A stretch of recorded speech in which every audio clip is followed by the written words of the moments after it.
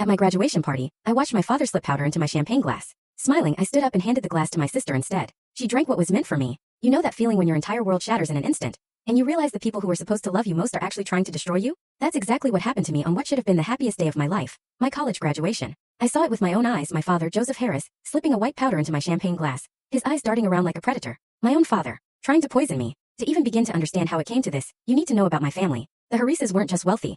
They were a dynasty built on power and ruthless ambition. My father, Joseph, turned Harris Pharmaceuticals from a small lab into a multi-billion-dollar empire. His reputation for cutthroat business was legendary, competitors mysteriously losing funding, facing sudden regulatory hurdles. But publicly, he was the picture of a philanthropic family man. My mother, Eleanor, came from old money, her family having dominated pharmaceutical development for generations before their merger. She was obsessed with appearances, our house a showpiece in architectural magazines, her charity galas the talk of Chicago. But behind closed doors, she was a cold, calculating force, constantly scrutinizing and critiquing everything about me. Then there was my sister, Sophia, 3 years older, straight-A student, debate team captain, Harvard Business School with honors. She was the perfect Harris, the unquestioned heir apparent, stepping into the family business without a second thought. My parents adored her, proudly displaying her trophies and awards. When Sophia spoke, they listened. My experience was different. I was a straight-A student too, but my achievements were met with indifference. That's what we expect from a Harris, my father would mumble, never looking up from his newspaper. When I won the state science fair in 10th grade, my mother only commented on my messy hair in the photos. They attended my events only when it would have looked suspicious not to. From childhood, my future was meticulously mapped out.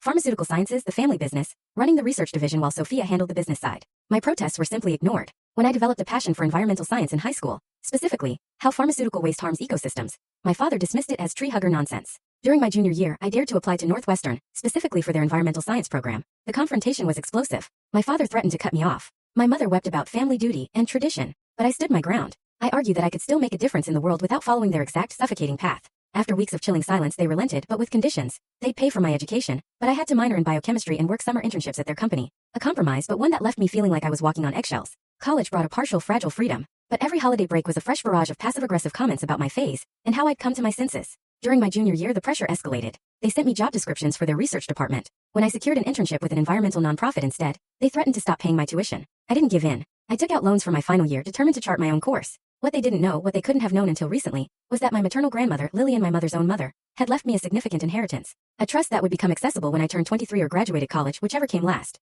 Grandma Lillian had been the only one who truly supported my independence. Full story on the channel. Link below. Click now and watch what happened next.